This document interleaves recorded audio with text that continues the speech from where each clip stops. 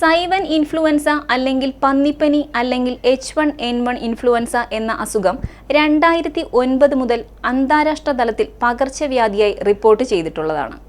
വൈറസുകളുടെ ഗണത്തിൽപ്പെടുന്ന ഒരു ഇൻഫ്ലുവൻസ വൈറസാണിത്. പന്നികളിലും മറ്റും വളരെ വേഗത്തിൽ പകരുന്ന ഈ വൈറസ് മനുഷ്യരിൽ ശ്വാസകോശ രോഗങ്ങൾ ഉണ്ടാക്കുന്നു. വായുവിലൂടെ പകരുന്ന വൈറസാണിത്.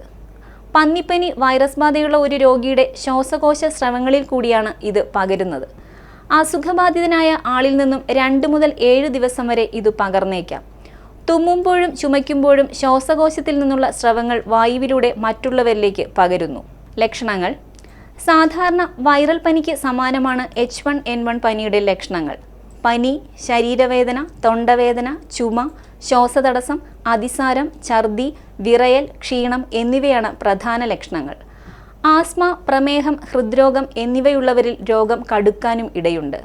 ചികിത്സാ രീതികൾ: രോഗബാധ നിയന്ത്രിക്കുന്നതിനും മാരകമാകാതെ സൂക്ഷിക്കുന്നതിനും മതിയായ വിശ്രമം വേണം. പനിയും മറ്റും തടയുന്നതിനും വൈറസിനെതിരെ മരുന്നുകൾ കഴിക്കുക.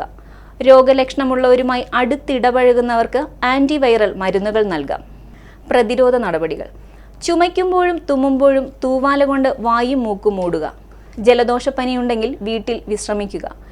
പനിയുള്ളവർ ജനത്തിരക്കുള്ള സ്ഥലങ്ങളിൽ പോകാതിരിക്കുക. കൈകൾ സോപ്പ് ഉപയോഗിച്ച് ഇടയ്ക്കിടെ കഴുകുന്നത് ജലദോഷപ്പനിയും H1N1 പനിയും തടയാൻ സഹായിക്കും. പോഷകാഹാരങ്ങൾ കഴിക്കുക. ചൂടുള്ള പാനീയങ്ങൾ കുടിക്കുക. ഗർഭിണികൾ, പ്രമേഹ രോഗികൾ, മറ്റു ദീർഘകാല രോഗമുള്ളവർ, പ്രായാധിക്യമുള്ളവർ എന്നിവർ രോഗികളുമായുള്ള സമ്പർക്കം ഒഴിവാക്കുക.